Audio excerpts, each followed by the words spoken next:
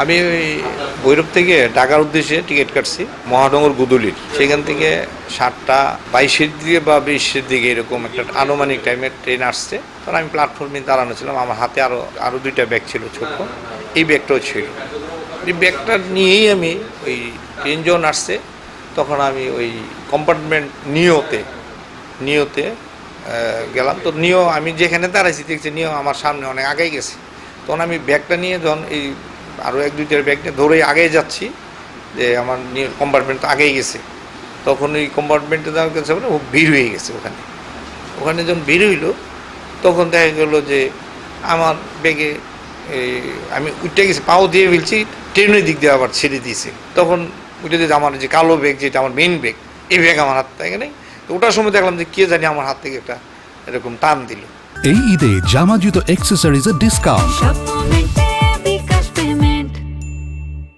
হ্যাঁ, তখন পর্যন্ত ট্রেনও ছেড়ে দিছে। তখন আমি ব্যাগ নিয়ে মোটামুটি আরও 2-4 জন ছিল, কি আপনার কী হয়েছে? আমি যে আমার ব্যাগ তো এরকম ট্রেনটা ছেড়ে দিছে।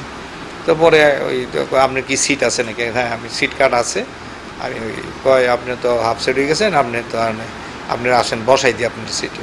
তো আমার 2জন লোক আবার নিয়ে আমার নিজ সিটে বসাই দিল। তখন আমি একটু অন্যমনস্কই, বাসা থেকে ফোন আসলো এই অবস্থা। তখন আমি একটু হাফ সিটেই বললাম আমার তো মেইন ব্যাগ হারানো গেছে, এখন কী করি?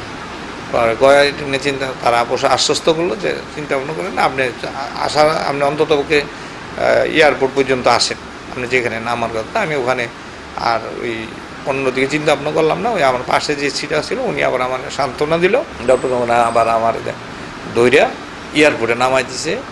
নামাই দেওয়ার পরে আমার ওই যে মেয়ের জামাই আইসে আবার আমাকে বাসায় নিয়ে গেছে। তো অনেক রাত্র পর্যন্ত গেছি, পরে তো মনে করেন আনইজি ফিল করছি, অনেক কিছু করছি। আমার মেয়ের জামাই আবার আমাকে ওই খাবার দাবার খাওয়াইয়ে একটু শোয়াইলো, তা আপনি রেস্ট নেন, আপনি এবারে কোনো চিন্তা করবেন না।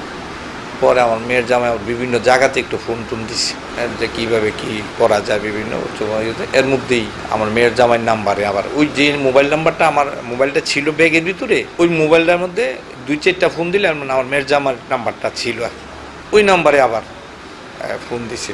ফোন দেওয়ার আমার মেয়ের জামাই বিস্তারিত কথাবার্তা বলছে। পরে আবার আমার সাথে আবার কথা বললো যে আপনার কি ব্যাগ হারাইছিল নাকি, আপনি কোন থেকে উঠছিলেন। হ্যাঁ, পরে আমি আবার বিস্তারিত বললাম আমার মোবাইল একটা ছিল, তারপরে 2টা মোবাইল, একটা ছোটো কোটি মোবাইল, একটা টাচ মোবাইল, তারপর আমার টাকা ছিল 2 ভাগে, একটা 60,000 আর একটা হলো 57,000 ওই ব্যাগের ভিতরে। তারপরে আমার একটা শার্ট ছিল একটা চেক শার্ট, সাদার মধ্যে চেক।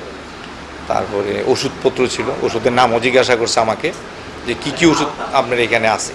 তখন আমি ওষুধের নাম সহ বললাম যে আমি এই ওষুধগুলো আমার না খাইলে চলে না, দৈনিক এই ওষুধগুলো খাই। এই ওষুধগুলা যেমন ঘুমের উপরে একটা আছে রিভোল্টিল 1, এটা খাই, ইরোমেক্স ডি খাই, আর প্রেশারের ওষুধ খাই, AB5 ক্যাপ, এগুলা খাই। এগুলো আমারে জিজ্ঞাসা করলো। তারপরে কিছুক্ষণ পরে আমার বললো যে ঠিক আছে, আপনারা চিন্তা করেন না, আপনার কালকে আসেন। এই বলে আজকে আমরা এখানে আসলাম আর কি। গত 4/6/2025 তারিখ রাত্রিকালীন প্ল্যাটফর্ম ডিউটি পার্টি আমাকে অবহিত করেন যে একটি পরিত্যক্ত ব্যাগ রেলওয়ে স্টেশনের বুকিং কাউন্টারের সামনে দীর্ঘ সময় পর্যন্ত পরিত্যক্ত অবস্থায় আছে। উক্ত সংবাদের ভিত্তিতে আমি ডিউটি পার্টিকে অবজার্ভ করার জন্য পরামর্শ দেই এবং কেউ নিতে আসে নাকি সেটা দেখার জন্য তাদের বলি। তারা দীর্ঘ 2 ঘন্টা পর্যন্ত ওয়েট করে, কেউ যখন নিতে না আসে আমরা সকলে ওখানে গিয়ে যাই, সাথে সাথে স্টেশন মাস্টারকে অবহিত করি, আরএনবি, আনসার, স্থানীয় দোকানদার সহ যারা যাত্রী ছিল সকলের সামনে আমরা ব্যাগটা উদ্ধার করে আমরা স্টেশন মাস্টারের রুমে গিয়া ব্যাগের মধ্যে কি আছে এটা আমরা যাচাই বাছাই করার চেষ্টা করি। সেখানে কিছু তথ্য পাই, মোবাইল পাওয়া যায় 2টা এবং কাগজপত্র সহ কিছু টাকা ওর মধ্যে ছিল, 1 লক্ষ প্লাস টাকা থাকার পরে আমরা ওই যে মোবাইল নাম্বারের ডায়াল কল দেখতে পাই। ডায়াল কলের সর্বোচ্চ যে নাম্বার ডায়াল করছে সেই নাম্বার আমরা ডায়াল করি আমার সরকারি নাম্বার থেকে।